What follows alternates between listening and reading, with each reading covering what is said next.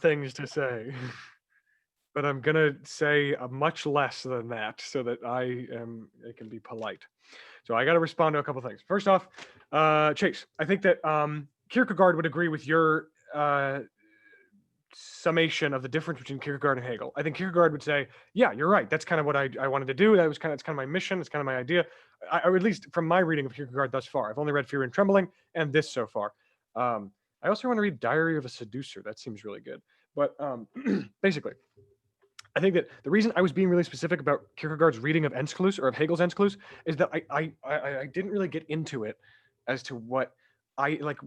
You said Hegel seems to be more attached to this collective sort of unfolding of human consciousness, right? While Kierkegaard is more focused on the individual in the these relations, in the relation of the individual rather than the relation between two people.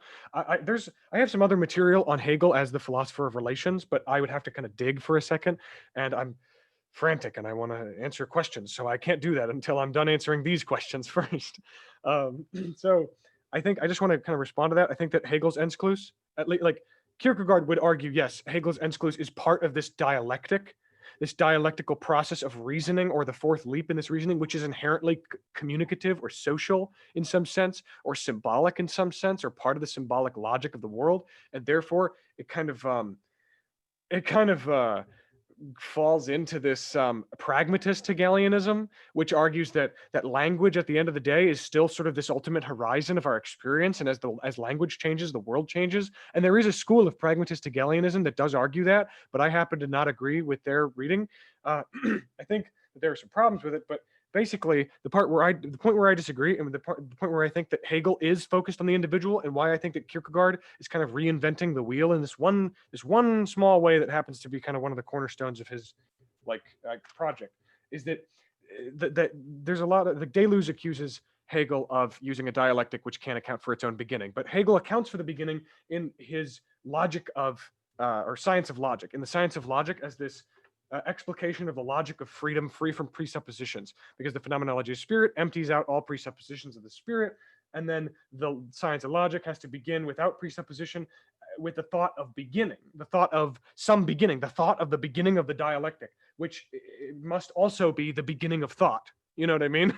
The thought of the beginning must be the beginning of thought, and beginning with a definition or a principle relies on some sort of external science that has already been begun, or some sort of logic. So we can't have a definition or a principle. So the beginning has to be unprincipled. And that beginning can either be the mediated result of backtracking through mediation, or this immediate experience that just really happens, dude. And Hegel would say that doesn't happen. The only way that we can get to immediacy is to have a self-mediated mediation, a mediation that negates itself by mediating itself. And then it becomes a nothing, or an immediacy. That beginning is then, in this sense, Hegel's beginning, or Enschluss, can we hold on to that? The beginning, or the Enschluss, is the disappearance of the disappearance, a lack of all presupposition, an absolute, and the ungrounded ground of experience itself. Maybe. So he asked if I could write it out. But so for the logic, or for any sort of science of pure thought, like we're trying to talk about this beginning, this science of freedom and pure thought and whatever, right?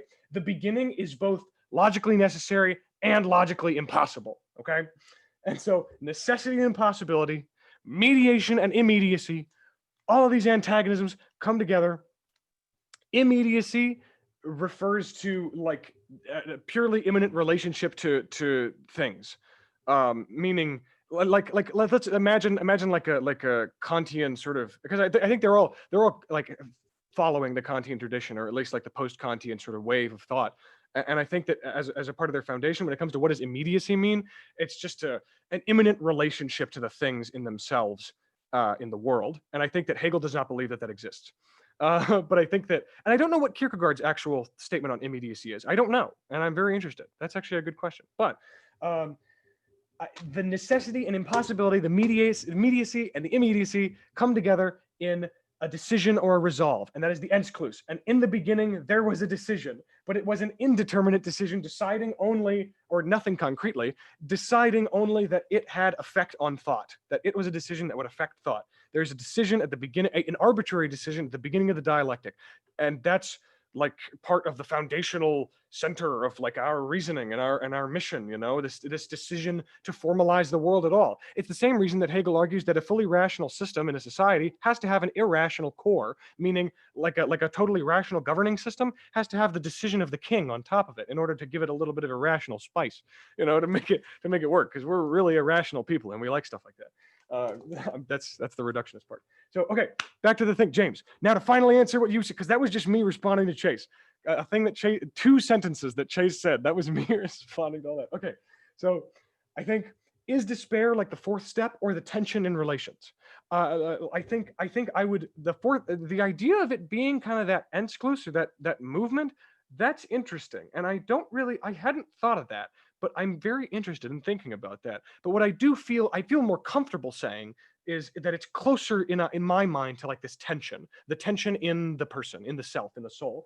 It's like this, and I think it's been put a couple ways before. I think that Kierkegaard references it as this sort of tension between substantive opposites or whatever. I think that in psychoanalysis, there's another term for this despair as the tension in relation, being like symbolic castration. And I don't mean like whatever you might interpret that to be from some sort of pseudo-Freudian hoo-ha.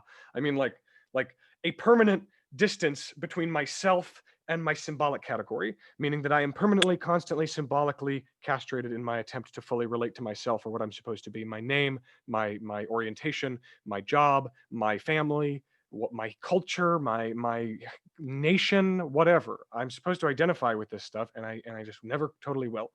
And Lacan, I think, has another interpretation of what's going on here inside the individual that I think is relevant and interesting to me here in Kierkegaard. And actually, I thought about Lacan while I was reading the PDF of Sickness Unto Death. I think, and in fact, this would be a good opportunity to make myself seem a little bit less crazy. I'm going to refer back to the text, everybody. Let's do that. Okay.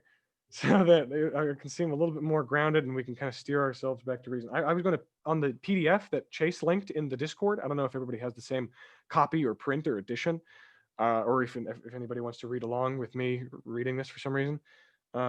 It's on page 25 of the PDF.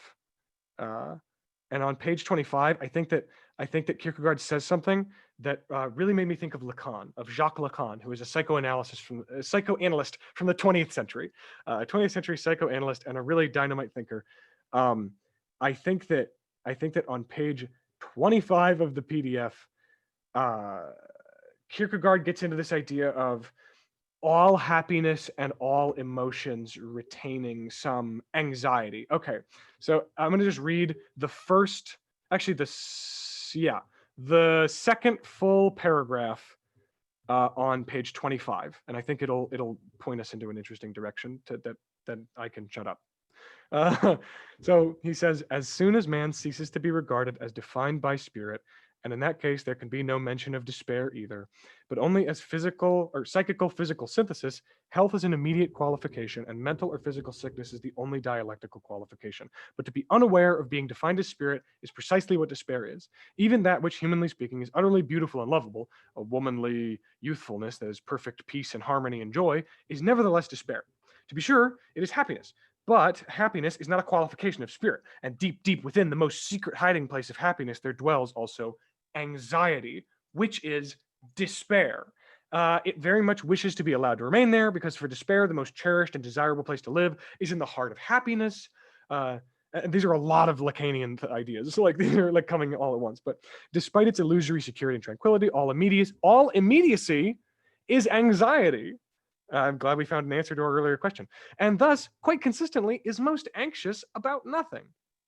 The most gruesome description of something most terrible does not make immediacy as anxious as a subtle, almost carelessly, and yet deliberately and calculatingly dropped allusion to some indefinite something. In fact, immediacy is made most anxious by a subtle implication that it knows very well what is being talked about. Immediacy probably does not know it, but reflection never snares so unfailingly as when it fashions its snare out of nothing, and reflection is never so much itself as when it is nothing. And this is all still like very, yes, but the rest is I can stop. Okay. So isn't like anxiety this, I think, fear of the future, right? Generally speaking. So wouldn't that, go ahead. No. this is why I think I get what you're saying, but I think I guess my definition of anxiety that I had kind of preloaded before reading this book, really it fit really well with this interpretation of anxiety. They kind of fit together very excellently, and it's that for Lacan, uh, anxiety is a constitutive feature of being an individual because anxiety is defined as a lack, an irresolvable lack, an irresolvable tension, you could say. You know what I mean? Kierkegaard is saying that despair is this irresolvable tension between how badly I want to consume myself and destroy myself and not be myself and be somebody else who's more handsome and tall and successful, you know, and I want to destroy this self that I have, but I'm stuck in this tension where I'm not allowed to destroy myself and become this other self that I've dreamed up, right? So anxiety is a despair in the sense that whenever I feel like I'm afraid of the future, meaning I'm not the kind of guy that's ready for that kind of future, or I'm anxious about whether or not my love will love me back, or whatever. It's because I'm worried or I'm anxious that I suck and that I'm short and I'm not appealing and I have all these problems that I need to be destroyed, and I need to be this new, better person.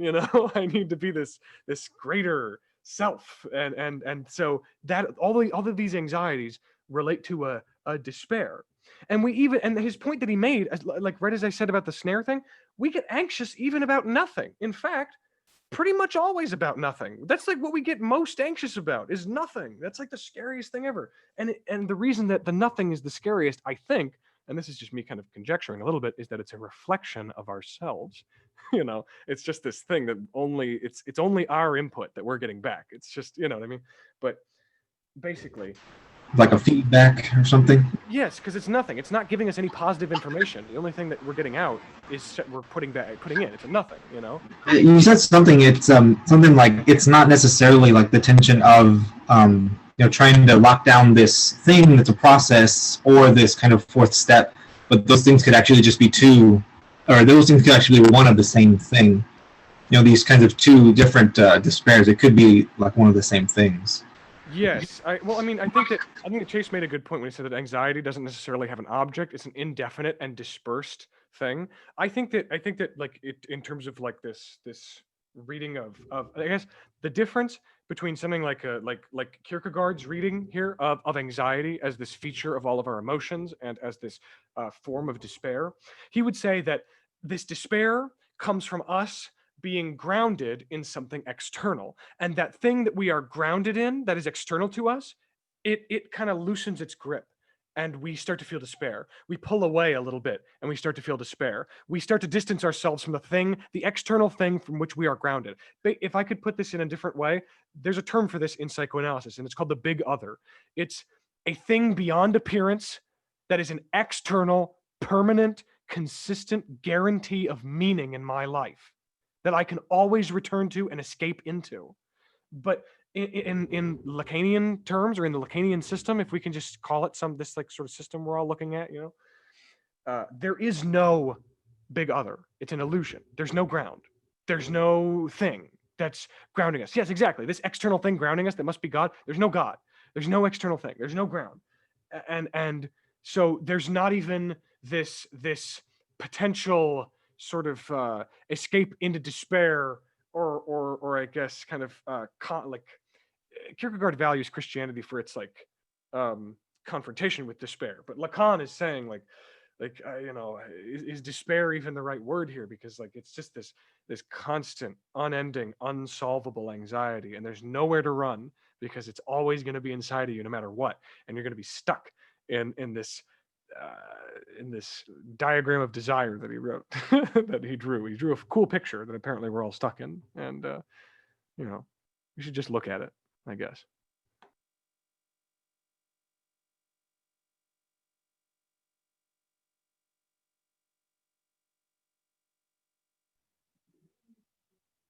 I was writing a bunch of stuff, and maybe instead of writing it, I'll just say it. So, yeah, like Hunter was saying, Kierkegaard seems to think. We're kind of jumping ahead when I say this, but To be honest, I've not read the second half of this book, so this will be new for me. But where he gives his solution as God, but from what I've read other places, he thinks that the only way to escape this despair is to stake our this self relation on a relation with God. And so that's the only way to get out of this problem, and that's the external thing.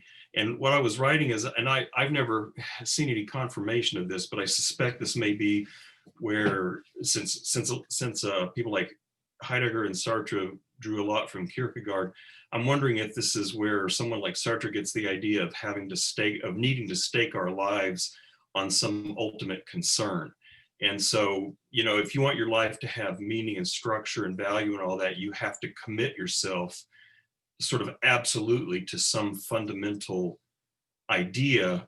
But, as Kierkegaard would say, but since there isn't a God, then it has to be some other thing, some project, some fundamental life project, which I don't want to say is arbitrary, but for someone like Sartre, but it's a whole lot less definite than God.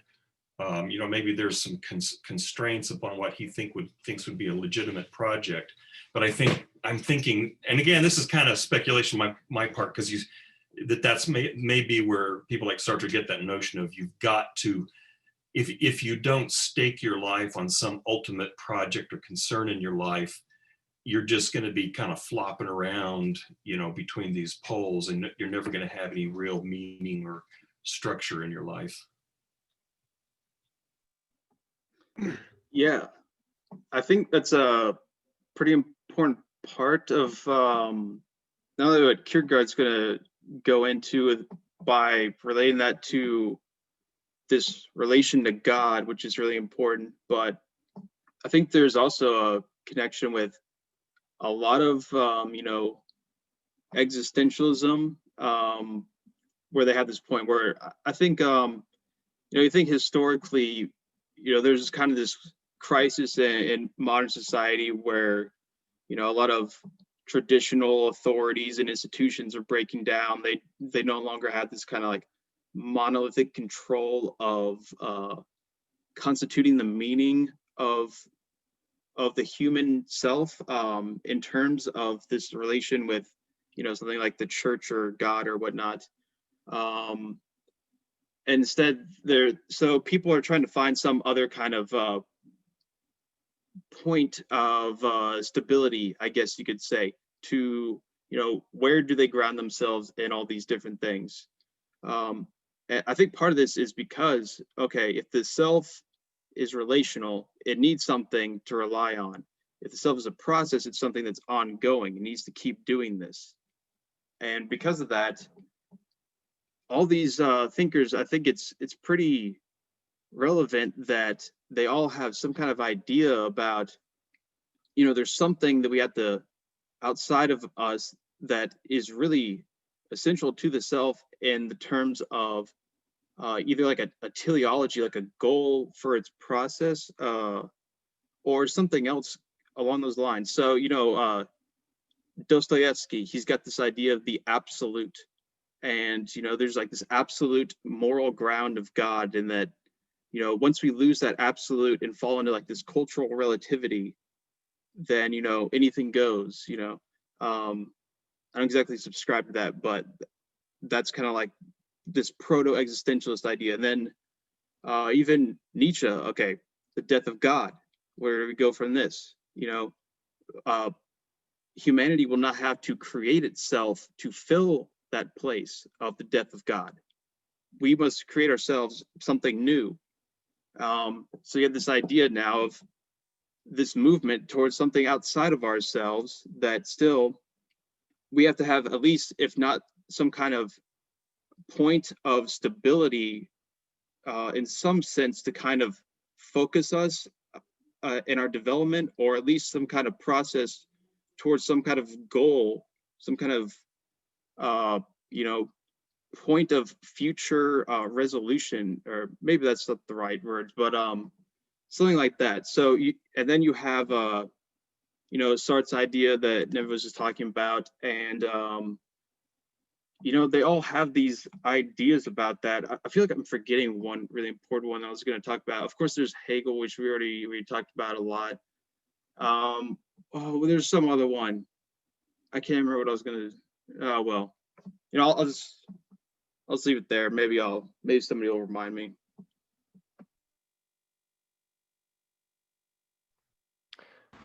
So I mean, is despair something that you can get away from? I've heard of people mention like having a project, or having this kind of I think Hunter, you said big other.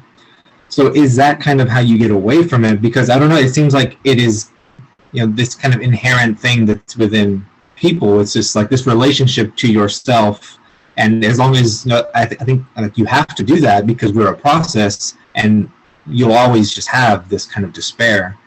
So is there any way to get away from despair, or is despair just that's just what we kind of have to deal with?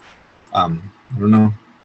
I seem to remember some other work of Kierkegaard where he talked about how to get away from despair, and he had these 3 modes of life, which he said consisted of the aesthetic, the ethical, and the religious. And he has faults with the aesthetic and the ethical, but finally in the religious, you get his Knight of Faith, I believe. Right, either or, thank you. And he expounds on the Knight of Faith more in Fear and Trembling, I believe, and I believe that's the same as the religious, right? And I'm trying to think how to define it. But, well, so the 3 stages. So when you recognize I'm in despair, life is horrible, I suck, I want to be better, but I'm not. You first go into the aesthetic.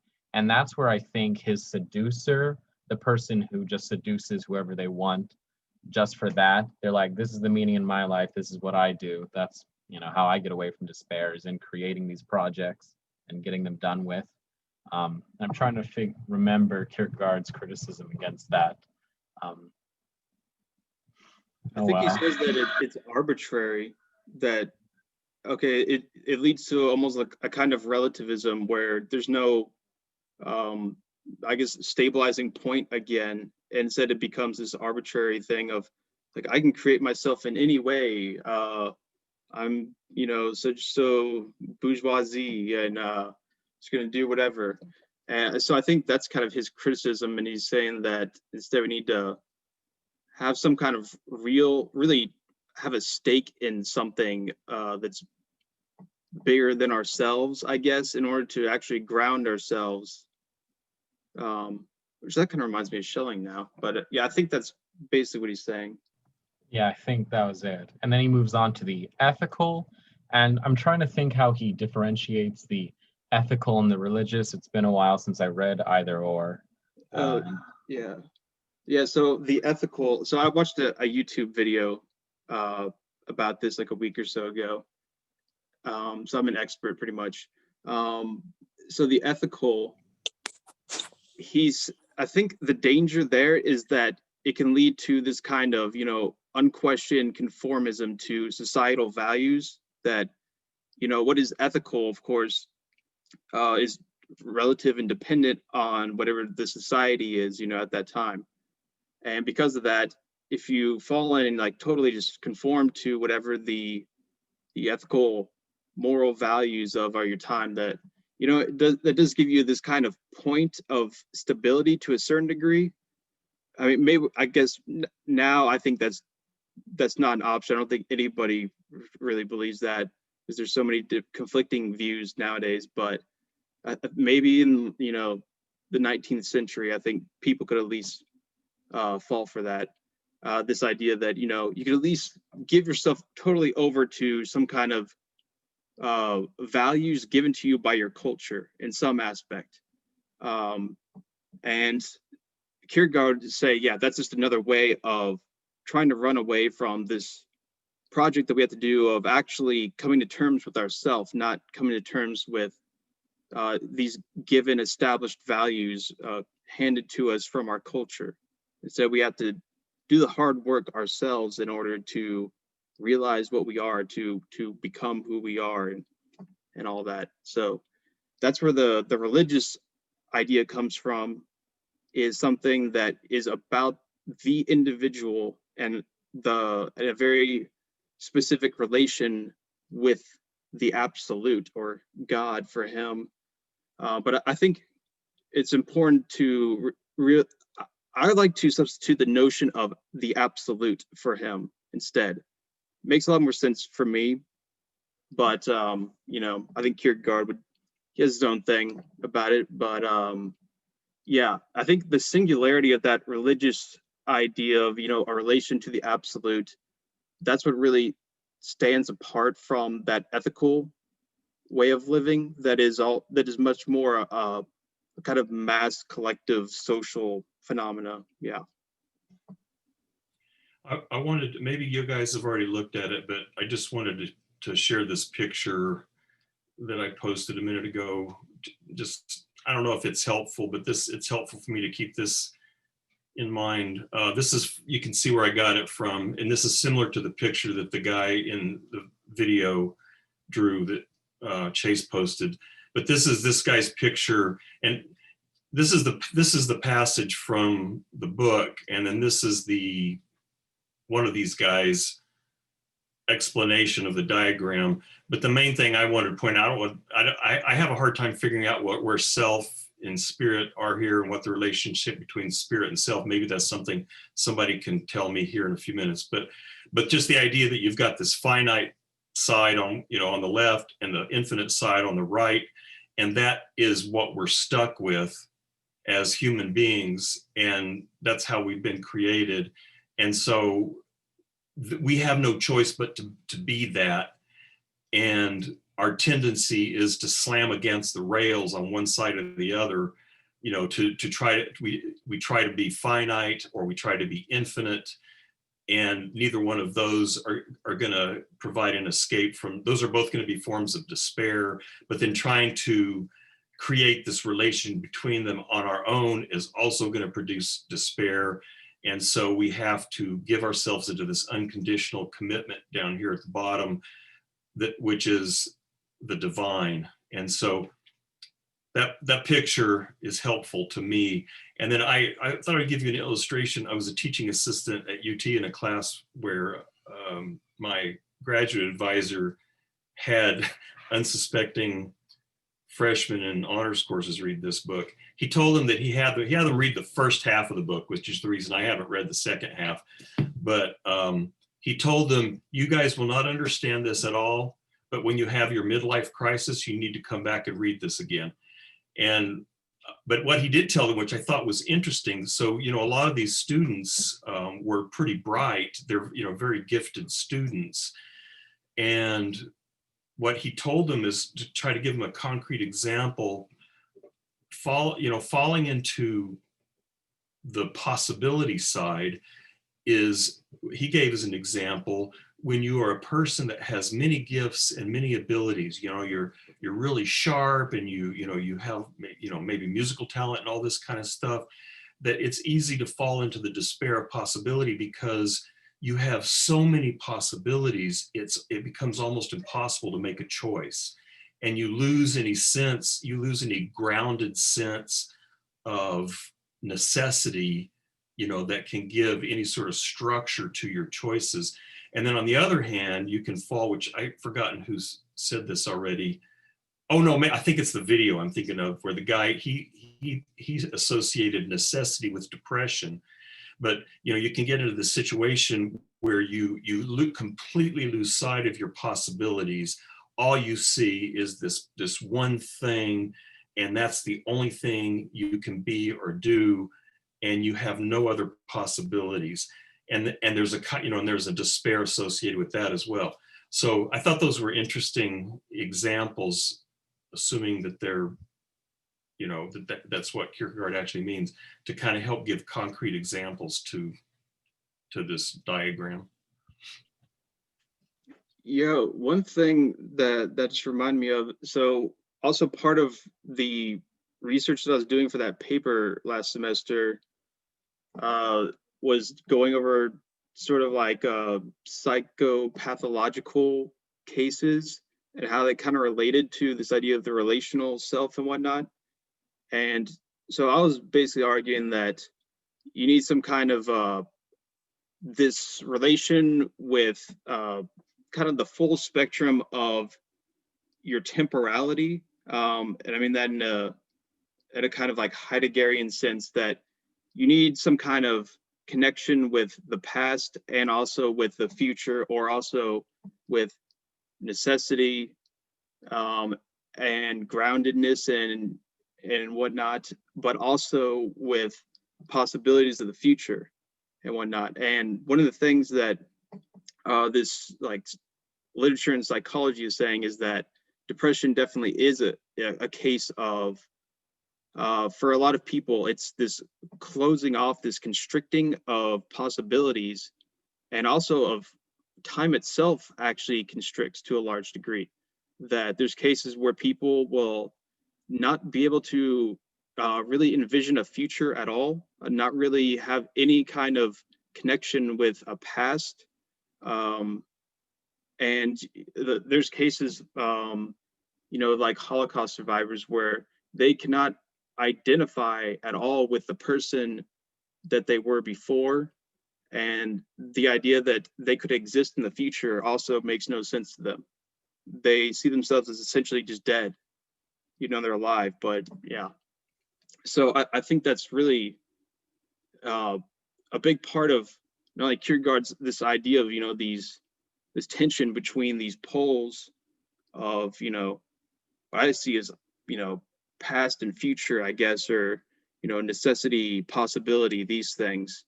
I think that's a really important aspect to what he's saying, and I think that it's true, really, because a lot of people, when those get closed off, you really can't. Then this process of self-constructing your relational self or whatever, it is damaged because of that. It becomes closed off and constricted, and if you don't have some kind of open relation with the environment in which you're relating to, then obviously the self is going to be stunted and damaged and whatnot. So I think that's a lot of that is kind of what Kierkegaard is talking about. This would be this kind of misrelation within the relational self at that point, this kind of constriction of it. But then there's obviously multiple kinds of these sort of misrelations, and that's more or less one of them. But yeah, I think that's a really important part that he's going to go into later in the book. Yeah.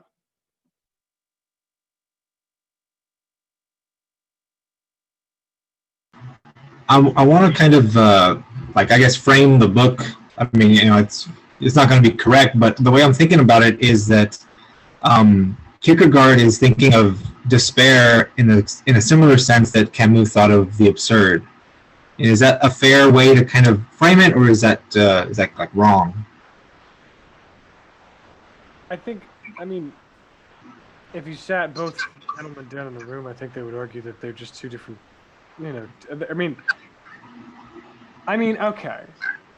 Kierkegaard has an answer, which is God, and Camus wants to say that's not an answer. But yeah, I'm sorry. Go ahead. No, well, sure. I just don't know if they're not completely one-to-one, because my immediate sense is like that I can see. Yes, I there are certain points that I can see where they kind of overlap, but then there are other parts. It's kind of like I'm doing one of those things where it's like look at these two images and pick out the differences, and like your question is like, I guess, like, are they the same? And I would say no, I don't think that they're the same. It's just all this. Is there like a good way to kind of frame it for now in this beginning stages? Like I guess it's similar. Because Kierkegaard wants to say like you can't go too far either which way, because that's that leads to something bad, I guess, like despair. And I think Camus wants to say something similar, which is if you do if you go which way, that's committing like philosophical suicide. So each way, like to kind of commit yourself wholly, there's this kind of there's this consequence. And I mean, we haven't finished this book this book yet, so I don't know how Kierkegaard wants to argue for it. But yeah, I mean, it's not to say that they're the same, but just that they're similar, in this kind of idea of despair and the absurd. I guess I think, and Chase is asking an interesting question: is the absurd Camus' rough equivalent of the absolute? I was just recently reading some Camus where he was talking about the absurd. Sorry, I'm kind of adjusting my shit, their stuff. Um, I think the like as far as I know, despair is this desire, this impotent drive for self consumption. I feel like the distance there is a bit bigger, but it's sort of the way Hunter is wanting to make a distinction. I think there's some distance. Yeah, I get. It just seems like for Kierkegaard, despair is this impotent drive for self-consumption and self-annihilation, right? Yeah, but like Eric, I think you're kind of hitting like a good point here. That absurd is part of Camus' diagnosis of the world. The despair is part of Kierkegaard's diagnosis of subjectivity. I think Kierkegaard is saying like, yeah, despair is this facet of human experience as this spirit or as this soul, right? It's conditional on us being a spirit. It's a condition of spirit, you know. But for somebody like Camus, I mean, I don't know, I don't know to what degree they match up. Still, again, like I know I'm seeing Sean and Electra are both like making good points that the two are comparable, like very like, so I'm like, hey, I'm not talking, I don't know, dude, but like my just immediate sense is that I know I'm just like talking out loud, I'm thinking out loud. Camus' absurd is this conflict, and he's very specific. He keeps talking. He talks all in the Myth of Sisyphus. He's like really trying to get you to know what the absurd is, and it is the conflict between the subject wanting to know or kind of calling out to the world, the reasoning thing or whatever, just kind of interacting with the world, and then the world's unreasonable silence. He calls it an unreasonable silence that the world kind of responds with. And so there's this irresolvable, unmoving, unreasonable, eternal conflict between thinking things, or between thought and being, I suppose, in a way, you know, between thought and the world, between a desire to know and the world that doesn't let you know, or that doesn't care if you know. And so, you know, yeah, I think Nevitt's right. Yeah, the cosmos doesn't care about humanity, or conform to our desires. But basically, I think that there's differences between the two. Not because like I could see somebody saying, oh well, the absurd is kind of like a problem of subjectivity too. Somebody could be like, oh yeah, the absurd is only is like a facet of subjectivity just as much as despair is. But it just seems like despair is this internal kind of event. Yeah, resolvable only by physical suicide or philosophical suicide, I suppose. Well, the absurd is, I mean, I don't think the absurd would exist if there wasn't a subjectivity. You know what I mean? Like it's like not like subjective, like this is my absurd and this is your absurd. I mean, like I'm a subject. I'm not an object. I'm the main character forever. I'm like the you know what I mean? I'm the center of the entire universe. But like the only reason that things are absurd is because I exist and because I'm a subject, or because we exist. That's because if we didn't, I mean, if we didn't, yeah, it's absurd because there's a conflict between subject and object, or subject and substance. If we could put it in a different way. See, okay, now we're getting somewhere kind of interesting. Maybe one way to look at it there is that Camus' notion of this absurd is like this conflict between subject and substance. And I think that Hegel tries to approach this problem by saying spirit is a bone. And he argues that phrenology is good and that you have a bone in your body that's called your spirit. And he's not being ironic at all. And that's it. That's the end of my thinking. No, yeah, I don't want to argue that they were exactly the same. You know, obviously there's probably some differences already, and we might see some as we read along. But just that there might be some kind of similarity that I think. I mean, yeah, that I think you mentioned Hunter and Chase as well, and a couple of people in the chat. But yeah. So one thing I was thinking was that they're similar in that I think both despair and the absurd. Well, maybe this is saying too much in the case of Camus, but they're both, in some sense, a consequence of the absence of God. So, it's the failure to relate ourselves to God that results in despair for Kierkegaard. And then in Camus, I mean, I say, like, maybe I'm stating it too strongly here, but if I see, again, like I wrote in that comment, I see Camus' absurdity kind of in relation to the traditional notion of providence, divine providence, that if there was a God that had created a cosmos in order to provide a home for humanity, then he did a fucking terrible job. And because the cosmos just doesn't do that. And so the cosmos, and so in that sense, they're both, absurdity and despair are at least conceptually related to this absence of a divinity to give a grounding and meaning to human existence. So, would Kierkegaard relate to that by saying that for the most part, it's almost we're in the same absurd situation, unless we personally relate to that absolute, to God, that we're in that kind of a situation where there's a lack of meaning or an absolute referent, like a transcendental signifier to ground meaning in this strange world, I guess. Is it something, would that be comparable? Or, I mean, what is like Kierkegaard's view on, that idea of like divine providence? I can't see him saying something like that, God made the world for the benefit of humanity.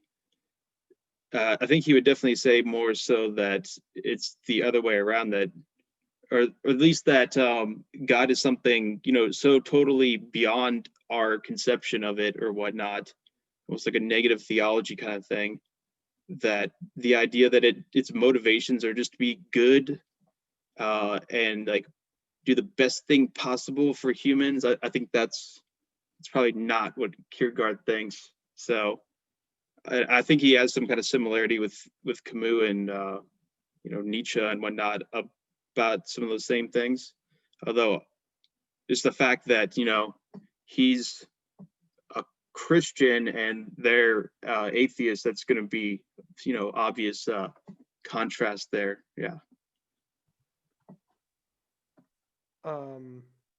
It's just to be super, because Jackson, I think you seem to know, you actually probably know more about Kierkegaard than I do, so I'm kind of it seems like Camus is talking about like Camus' absurd deals with a lack of meaning, and Kierkegaard's despair deals with a distance from meaning, or like Camus is dealing with a lack of a ground, and Kierkegaard's dealing with a distance from the ground. But that's just my understanding right now as we're kind of thinking about it as a group, which is a fun exercise, by the way.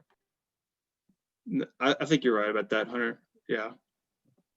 I was just going to add, possibly because we're wanting to understand Kierkegaard's God, right, and see why they're doing what they're doing. Is that correct?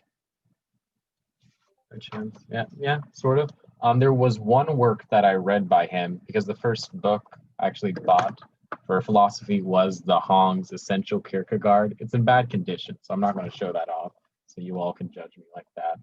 But his works of love, and he says something along the lines, and this is also in line with a lot of other Christian thinking, that God created the world and everything out of love. That's very simple to say. And in our reading of The Sickness Unto Death, he mentioned how what separates us from animals was despair, right? And he mentioned that the potentiality for despair is a great thing, but actual despair is horrible, right? And so even though the world is absurd, right, and isn't made for us, God, out of their infinite love, created beings that have the potential to be fucking miserable, right? So they can find themselves back in God, possibly. I mean, that's the only idea I got, perhaps. Yeah, that would make. I mean, that would kind of correlate with what Hunter said about Kierkegaard being an excess of distance. And there's too much distance with what is meaningful, and rather than Camus' absurd, which is just to say that there's no meaning. So yeah, that makes sense. Kind of clears it up. Yeah, yeah. I think there's also a lot of similarities there with Schelling, in the sense that, you know, he talks about this idea of where the dialectic for him always is this kind of the Godhead playing, you know, lost and found with itself, where it, you know, kind of goes outside of itself and differentiates and does all this, you know, fun magical stuff, only to then, you know, come back to itself, only to then once again leave itself in this constant oscillation of, you know, inhalation and exhalation, of self-differentiation and self whatever, you know. So I think there's definitely some similarities there, and also with the idea that this is a kind of a process that is continuously ongoing. Although the big thing would be for Schelling, you know, this thing, the whole process is, you know, the Godhead, where for Kierkegaard, the Godhead is that absolute, you know, point, you know, outside of things that establishes everything, but yet is not everything. Although Schelling also kind of has that, he wants to have something like a distance too between these things, or at least some kind of like relative autonomy with the actual creatures in the creation, I guess. But yeah, it's interesting to see. I really need to read exactly how much was Kierkegaard influenced by Schelling, because he went to his lectures on his positive philosophy, and but what really was the influence? I'm not totally sure. Guess we'll have to find out. But yeah.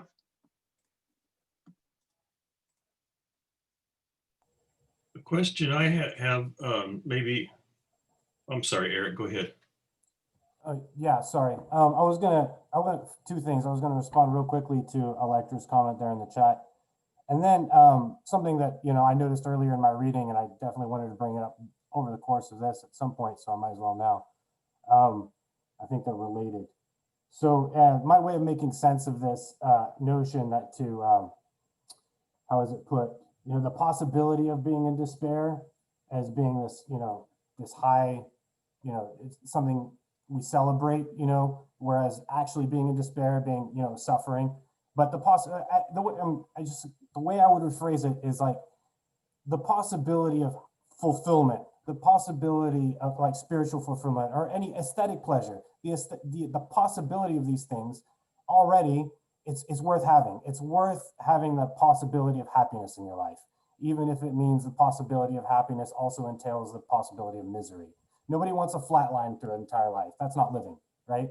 So, you know, that's part of how I see, you know, just that dialectical relationship to despair. So it's such that the possibility of being in despair is actually a good thing because it entails the possibility of being spiritually fulfilled and becoming a full, whole person, which leads me to my second point, which I'm just going to confess, when I read this, I put a fist up in the air and I said, there you go, Soren, there you go. One sentence in that chapter, the universality of despair, where he says, I'm going to see if I can, the universality of this sickness, and I'm just going to read it off the page. It is not depressing, but instead elevating, inasmuch as it views every human being under the destiny of the highest claim upon him to be spirit. And the reason why I wanted to put my fist in the air when I read that is because if you're familiar with Nietzsche, then you know that full self-actualization is not something that is available to everybody. Also, just, you know, my experience as a high school English teacher, trying to educate students to be better readers, writers, and thinkers, and the peers that were around me, the administrators that were around me, who speak of higher levels of self-actualization is something only available to a select few. I mean, I think if we're going to be completely honest, there's a predominant attitude among a lot of people, including in the ivory tower, that, you know, the kinds of things that we're talking about today are just, you know, they're for a select few. They're for an elite who get it, who understand it. And, you know, and Nietzsche, you know, with his philosophy that, you know, power and self-actualization is only available to a select few. Here I see Kierkegaard directly flying in the face of it. You know, this actualized spirit, you know, and working through despair is something available to everybody. And also the, you know, the other counterpoint, it's against Nietzsche, it's also against Calvin in terms of like Christian thought, you know, this idea that there's a select people who are capable, they will be saved. They were always going to be saved, but the masses of people, the majority of people, they're all just damned to hell. Kierkegaard again flies in the face of that. You know, everybody is capable of, everybody is given this blessing and this curse of being capable of despair and then being in despair. But it's available to everybody. I think that's an important point. I agree with you completely, and I think it's apt that we call him the father of existentialism, because that seems to be a dominant trait in existentialism. There's a great book by William Barrett called The Irrational Man, where one of his main points is that the existentialists, especially the French ones, brought it out of the ivory tower ride, and they were having it in the cafes, et cetera, et cetera. There was a more public philosophy available to everyone. So that was all I wanted to say. Yeah, I think to what you're just saying, Jackson, that it also kind of helped having phenomenology, because then people could talk about, you know, everyday experience. Like Sartre has that famous thing where someone, you know, they're in the cafe and someone's like, you can do philosophy with this drink, you know, and he's like, oh, I'm sold totally 100%, you know, phenomenology.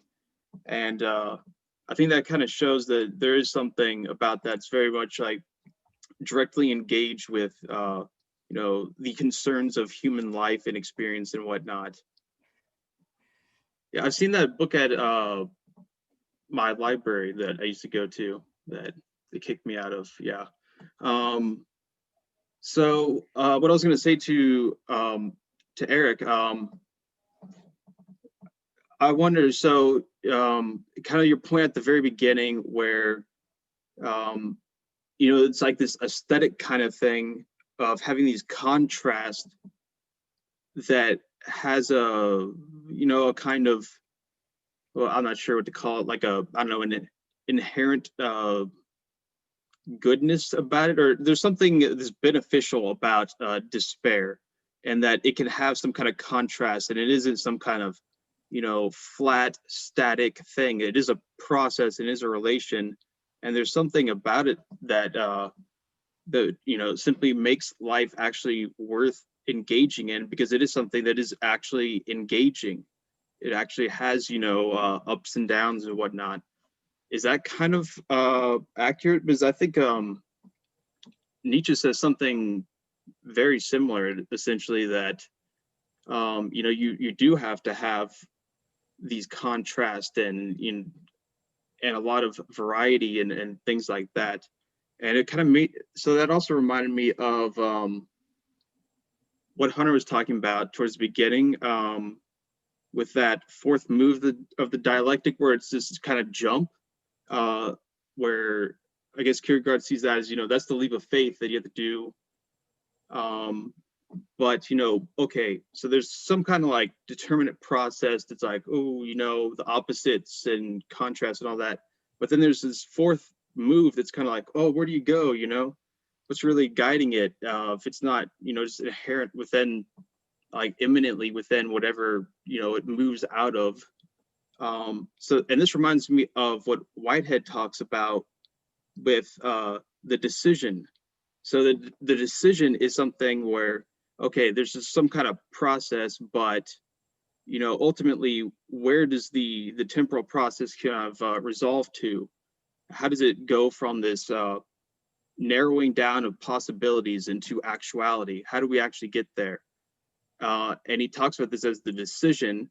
And the thing is, the decision doesn't have any kind of determinate method or anything like that. It's something that's completely inexplicable. It's just simply this decision. But the thing is, there's a lure towards the decision, which is, so I'm not going to get into the whole Whitehead thing because otherwise you'd be here for a very long time.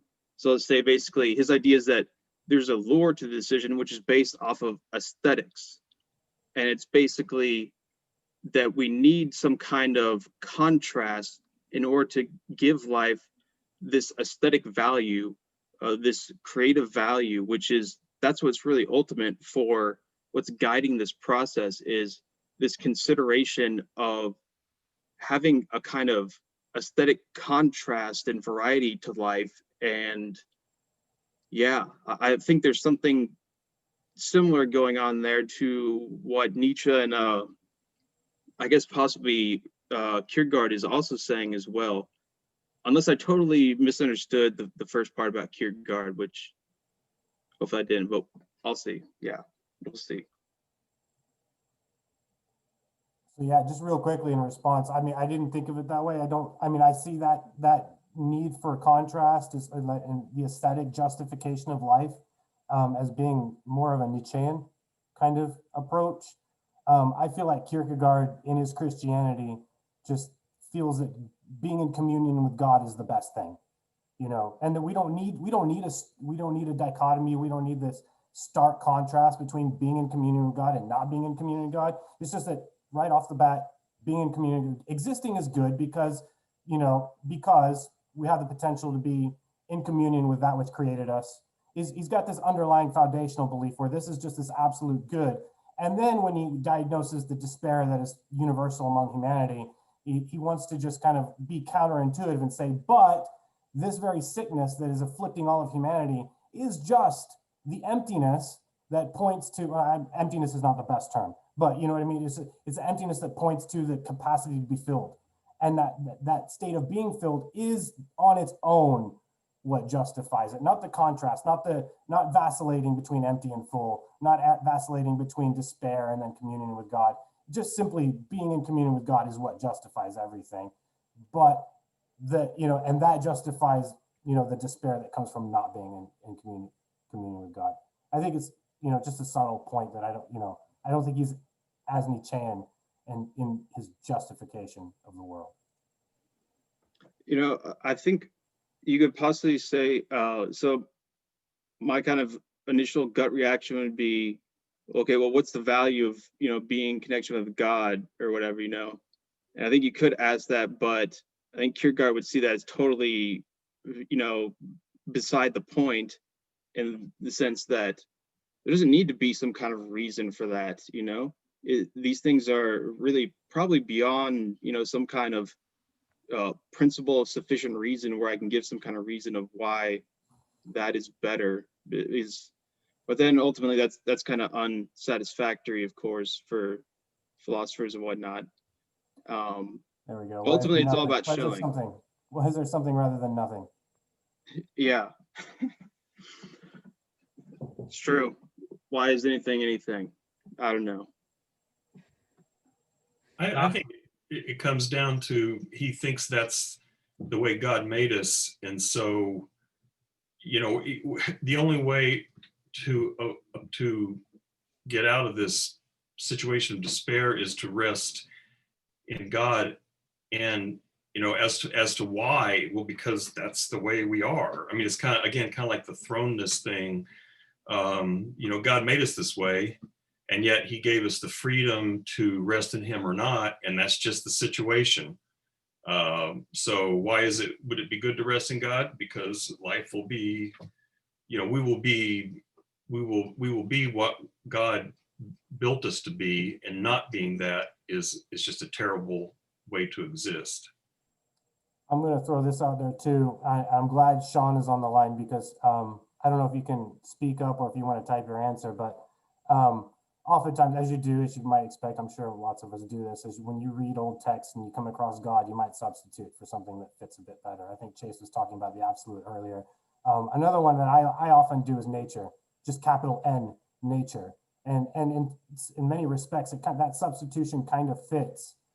I know it's not a straight identity, but in order to help us make sense of this despair and the death, I think, substituting the concept of God for the concept of nature in a Spinozan kind of sense might work here. Yeah.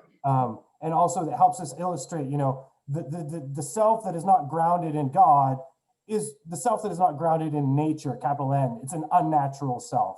And that's why there's despair. That's why there's conflict. That's why there's tumult and, no joy in living, because you're living an unnatural life. You're fighting against yourself when everything about your being says flow this way, relax, just let nature guide you. No, I must be a self. I must be a conscious self. I must direct myself. I must be this vision the society is planted in my head. I must strive for. And so it's an unnatural kind of wanting to be oneself.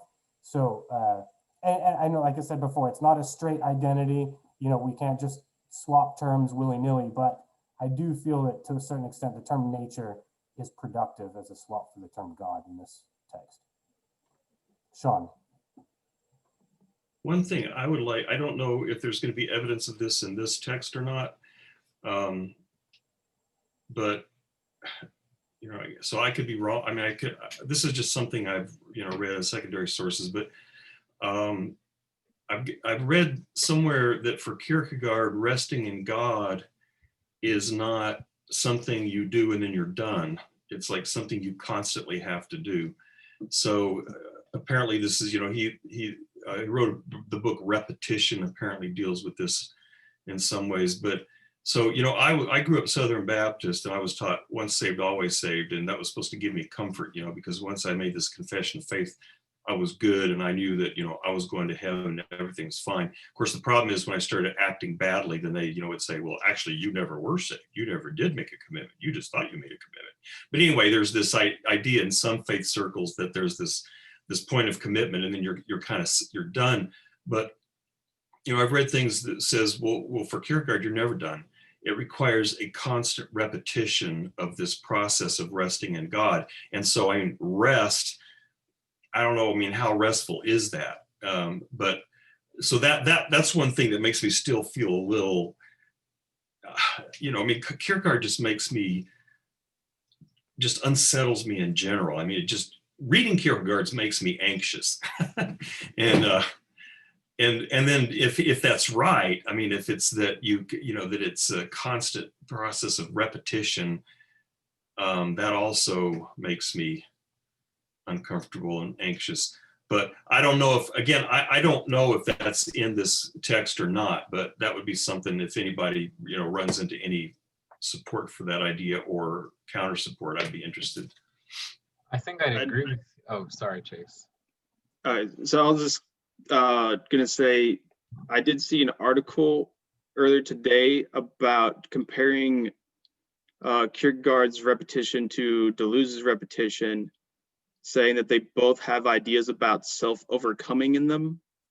And that was about it. Didn't read it, I just saw it. Yeah. Okay. I was just going to say that this process of resting in God, I think you're right, Nevitt, that it's something that you have to constantly do. And therefore, it's like the despair we were talking about earlier. It's not a sickness, right, where you catch it once and then you don't keep on catching it, right, for the time that you have the fever or whatever. But the despair, Kierkegaard said that you continue to choose or to affirm this despair. And so the knight of faith that Kierkegaard brings up, right, is that individual who constantly, every day when they wake up and have consciousness, says, oh, I'm going to rest in God right now, all my actions, straddle the infinite and the finite, and just each time. And yeah, it sounds like it would get tiresome after a while, not really rest, but the mindset and what that person knows who fully just affirms it every day, that's Abraham right there. And they just do it, and they do it in a state.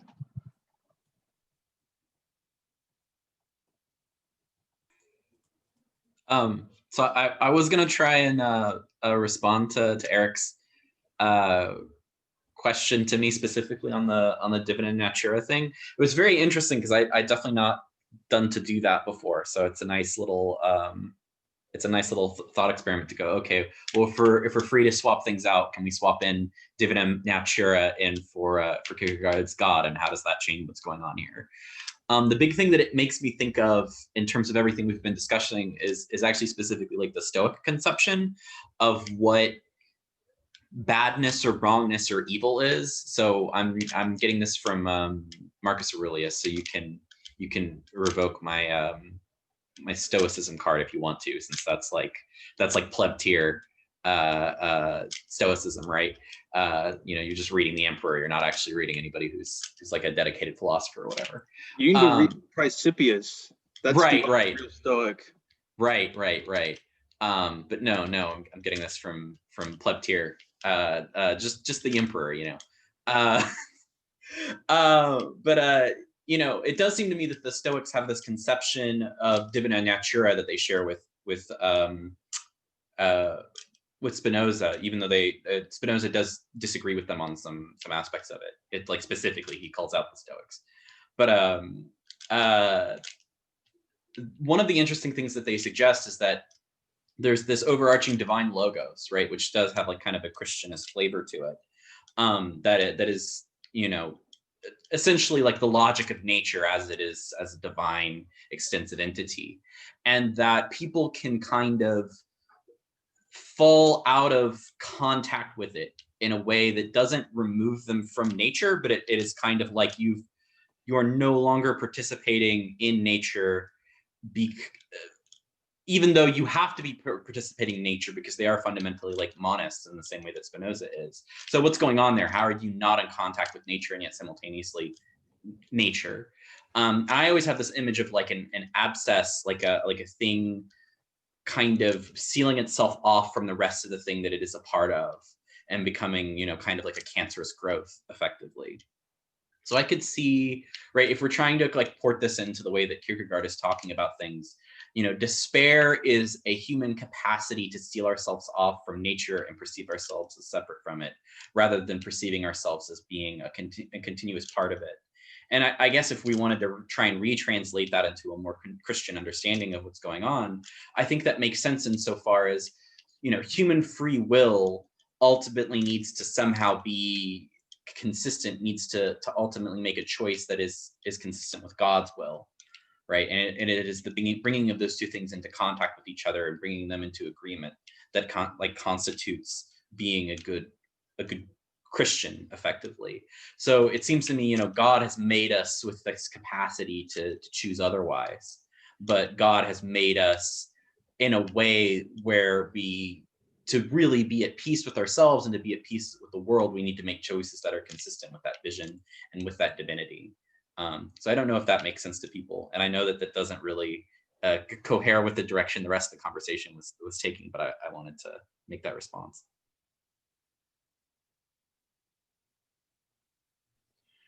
Does anyone have a good sense of what the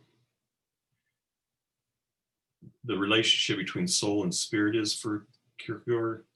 That's something I've always struggled with. How are those two related? Anybody know? Give me Schelling flashbacks.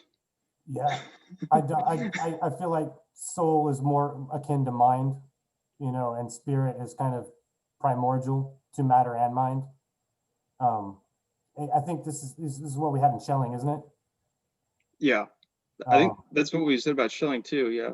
Right. So, yeah, that's kind of how, and if you look at the graph that you shared with us, spirit is this larger category which contains both matter and mind, or body and mind, and in Schelling and Schellingian fashion, or however, I imagine spirit being primary and the process of creation, splitting, or the potencies come into play. We have our negative potency, we create matter. I don't want to rehash last semester, but if that helps, I think there is a tendency to identify spirit with mind or spirit with soul, but I want to say, especially in this context, spirit is more than matter and, you know, body and mind. It pre-exists both of them, contains both of them. Yeah. You know, the way I kind of see it is, say spirit will be the field, and then a kind of vector or a tensor in the field is what soul is. It's kind of a singularity within the medium of spirit. Does that make any sense? So if that's in that analogy, then what would body be? A physical manifestation of spirit. What's that? A physical manifestation of spirit. Yeah, so it's kind of hard to say for Kierkegaard. I'm not sure for Kierkegaard. For me, at least, I would say that you have to have some kind of, you know, physical extension with any kind of soul or spirit at all. That to have one of them, you have to have all of them. That's what I would say. But I'm not sure if Kierkegaard would say that. To add to that too, I sometimes think of spirit as, well, again, I think this is consistent with Hegel. Hunter, correct me if I'm wrong, but spirit as being, you know, like the humanities, well, you know, as distinct from natural sciences, you know, what we bring to the, you know, just spirit, capital S, spirit life, but subtract out of that human, right? So if when we were reading Schelling, and the big S spirit, that's one of the things that kept coming to my mind is just this primordial logic that encompasses, you know, what we regard as, you know, the humanities, but is actually not limited to just simply human beings. In fact, starts with God, you know, is manifest through human beings, but is also potentially manifest through other conscious, highly evolved organisms as well. So that's why I don't want to say the humanities or what makes us human is spirit, but because it limits it to humans. But what I found striking about Schelling and what I think is here in Kierkegaard is that this notion of what makes us human actually exists prior. It's not what makes us human, but this notion of spirit, which separates us from matter, right, is prior to our separation into mind and body. Let's see. Yeah.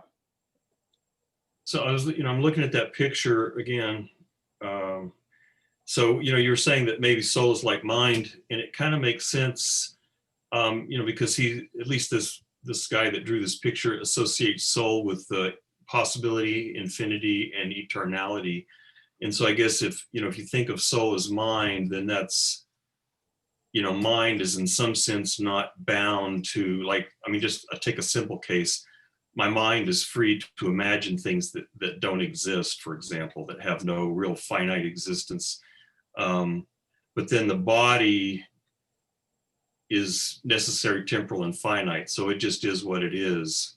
So that does kind of make sense. And then spirit is whether and how those two are drawn into relation to one another. Like in that picture, there is, spiritlessness is a possibility. I'm not sure what that means, but maybe a failure to take both of them into account or something. Like I said, I remember thinking, some of these modes of despair that Kierkegaard talks about are where you try to be all finite or you try to be all infinite. So I guess, trying to maybe that's what that spiritlessness is when you're trying to be like, I just want to be a finite body and that's all, and forget about all this mind and possibility stuff.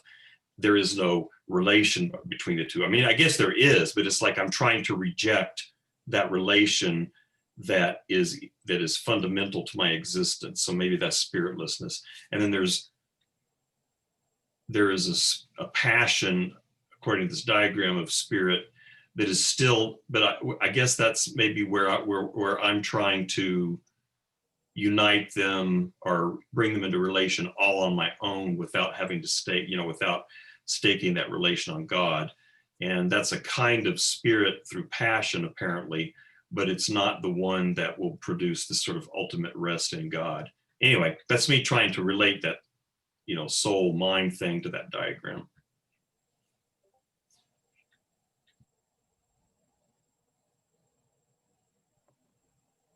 I had a question, so unless anybody wants to continue with that line of thought we were going with, this kind of, no, okay.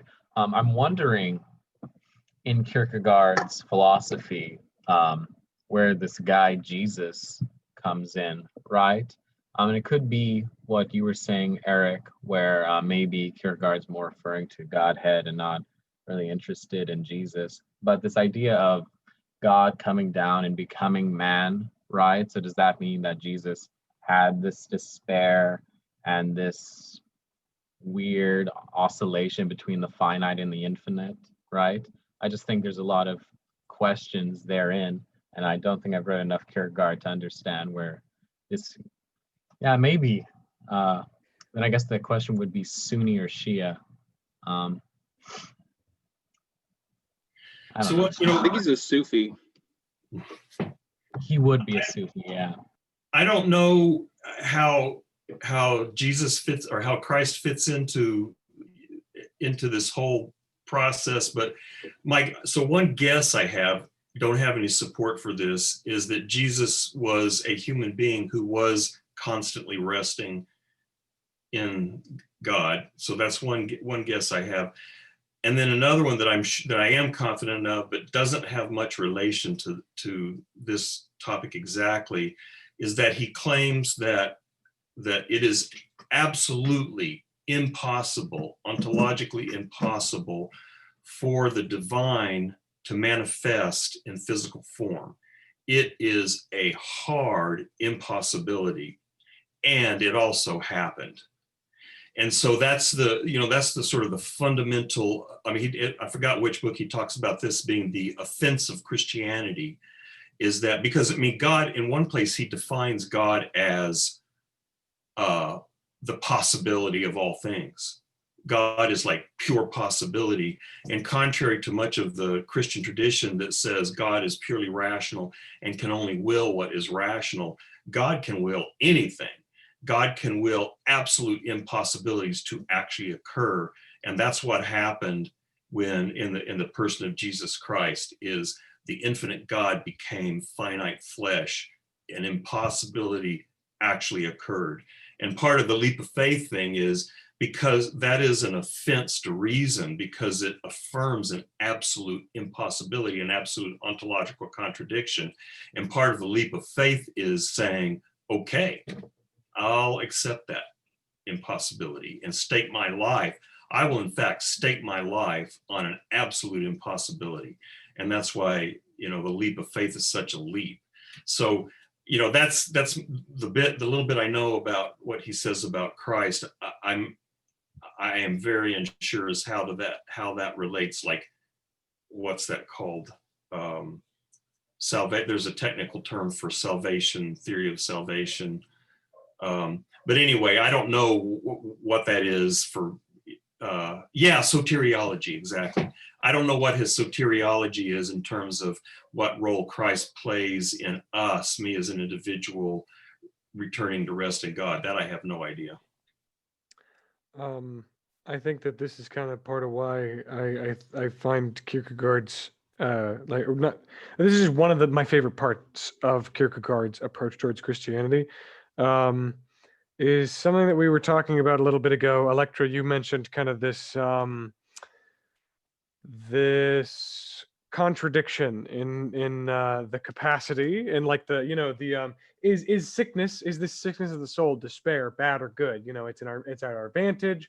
It puts us over animals and gives us spirit, but it's also our ultimate ruination, and that kind of sucks. But it's got a lot of possibilities, got a lot of really great possibilities, a lot of bad actualities.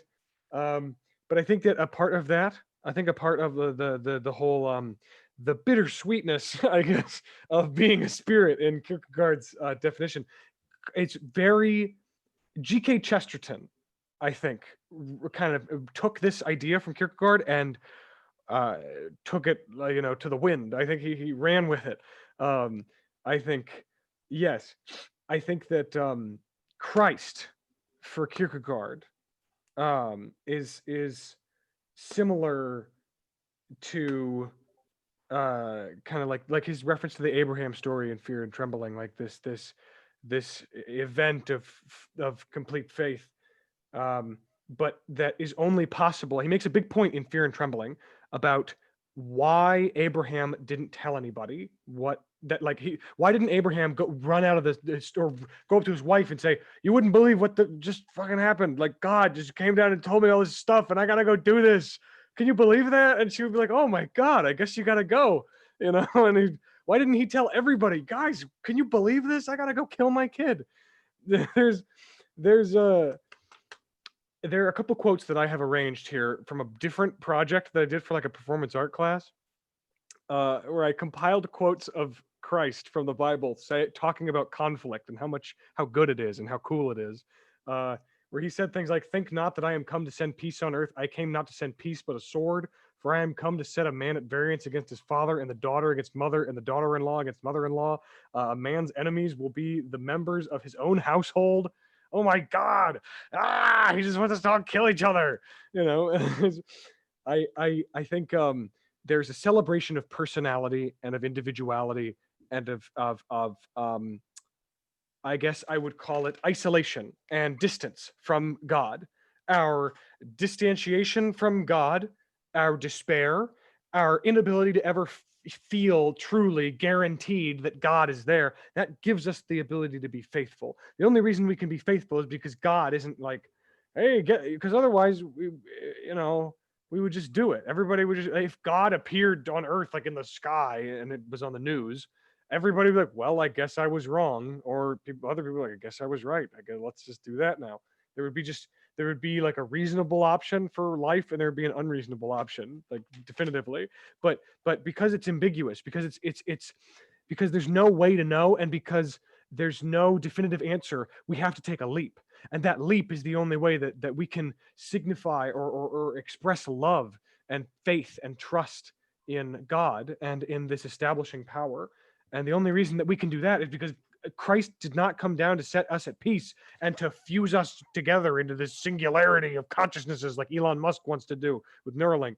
He came down with a sword and cut our minds apart, and he separated us, and he made us these lonely, desperate, sad little things that can never ever connect to each other or to God. We're totally, totally, totally alone, and that's the only reason that we have any hope, is because we're fucked. Excuse me. So that's where I think Christ stands in, where Christ comes in, and I think that an embodiment of this, or like an example of this kind of phenomenon happening to Christ, is his moment of desolation. And this comes back later, and I think psychoanalysis borrows a lot from Kierkegaard, which is why I think desolation of the subject kind of comes back in psychoanalysis in reference to this Christian story of the experience of Christ when he's being brought to the cross and saying, Father, why have you forsaken me? And he doesn't hear anything back. Christ calls out to God after 3 years of work, in the name of Hosanna and whatever. He's not heard a thing. And there's a part in Jesus Christ Superstar where he's like, all too clear on where and how, but not so hot on why. He never gets an answer as to why all this has to happen. And only then does he have a chance at rising to the occasion. Only when there's a challenge can you overcome a challenge, I guess. That's, come on, it's come on, man. Jesus Christ Superstar is good, and it's a good analogy, yeah. So I guess Christ, for me, at least in terms of Kierkegaard, it's just it's like reifying this notion of isolation, separation, personality, individuation, and the wound in our consciousness and in our society that's defining, or that's a big defining feature of modernism, starting with Christianity. Yeah. The Hegelian wound. Yeah, I had this sort of, I think See that book, right? we talked about this, and maybe this is where I'm getting it from some other seminar, but I've had this more and more intense sense of consciousness itself being a wound, because it's this constant openness to to other things. Maybe you talked about this and that's where I got that from, but consciousness is kind of like this constant being open to the world, which means you're just asking for trouble. That's me being my nihilistic, despairing self. That also reminds me of Whitehead. The whole idea of prehensions and whatnot is that, perception kind of becomes us, in a sense, that we're constantly actually taking things in and constituting things. Perception isn't this indirect, like, representational thing. It's this causal, embodied process. And I think Merleau-Ponty kind of also has some of the same sort of dynamics going on there.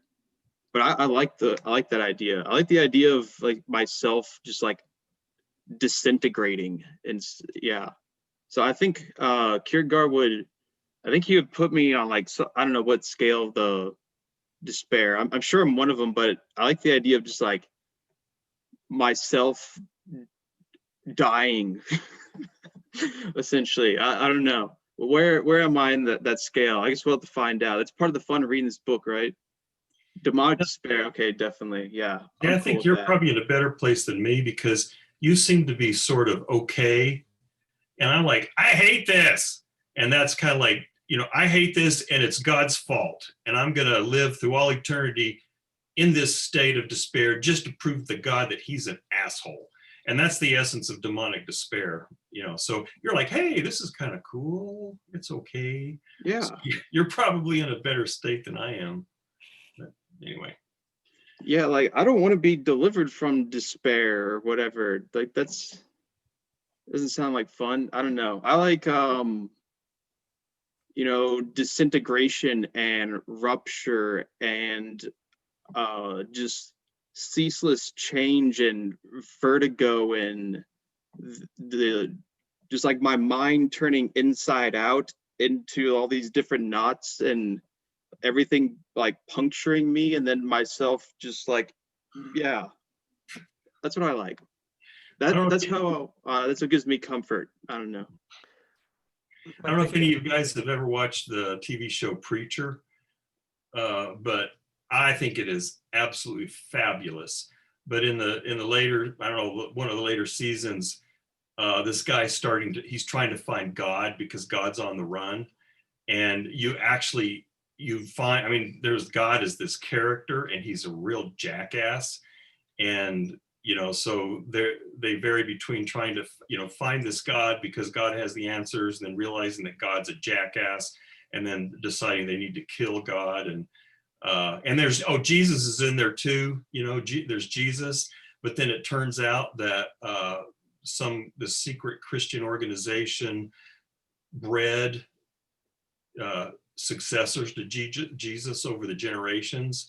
And so now the problem is there's been this, I guess maybe because of inbreeding or something, they have there's the healthy Jesus, but there's also this guy they call Humperdew. And Humperdew is this kind of twisted idiot Jesus. And anyway, it's a fantastic show if you have a grudge against God, which I do. So anyway, we're over time, and I like how you're very conscious about all this. There's something just great about that. I don't know. I love that about you, Nevin. Yeah. Well, you know what? You'll see one day when you see me down in the pit of hell, and you'll be like, well, maybe that wasn't so great. There's Nevin down in the lower circles of hell for all eternity. So anyway, we'll be there together. We can at least entertain each other, maybe. Yeah. We can hope, with all the little pitchforks and stuff. So we're over time a bit. So any final comments before we adjourn? Okay. What? I don't know. To the people, I guess, who are still here, I'm sure all of you guys are on the Discord, or I don't know. Electra, you came in a little late. Did way at the beginning of the chat, I think the first thing, Hunter posted a link to the Discord channel, or whatever you call it. And looks like maybe someone just did it again. No. anyway, there are resources on Discord for this seminar.